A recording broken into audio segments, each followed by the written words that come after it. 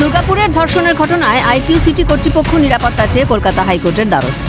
দুর্গাপুর চত্বর জুড়ে যেহেতু এই ধরনের প্রতিবাদ হচ্ছে, দুর্গাপুরের ওই আইকিউ সিটি মেডিকেল কলেজ তারা কলকাতা হাইকোর্টের দ্বারস্থ হয়েছেন। তাদের দাবি, এই যে প্রতিবাদ হচ্ছে বা এক একজন এক এক রকম বাতে বা বিভিন্ন সংগঠন প্রতিবাদ করছেন, কেউ হুমকি দিচ্ছেন, কেউ হামলা চালাচ্ছেন, ফলত সেই জায়গা থেকে ওই হাসপাতাল নিরাপত্তাহীনতায় ভুগছে।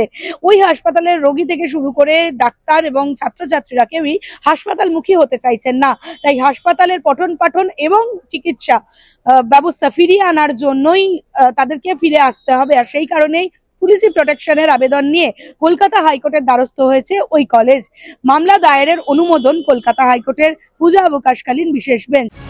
আইকিউ সিটির নিরাপত্তা সুনিশ্চিত করতে পুলিশকে নির্দেশ হাইকোর্টের। অনুমতি ছাড়া হাসপাতাল বা কলেজ চত্বরে কেউ প্রবেশ করতে পারবে না। আসানসোল কমিশনারেটকে নজর রাখার নির্দেশ হাইকোর্টের। প্রসঙ্গত, দুর্গাপুর ধর্ষণ কাণ্ডের রহস্য উন্মোচনে তৎপর পুলিশ।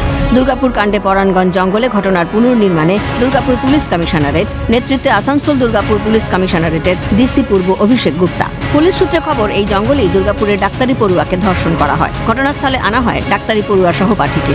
ঘটনার তদন্তের দিকে নজর রাজ্যবাসীর। ক্যামেরায় প্রসন্ন নস্করের সাথে অভিরূপা হাজরা, ক্যালকাটা নিউজ।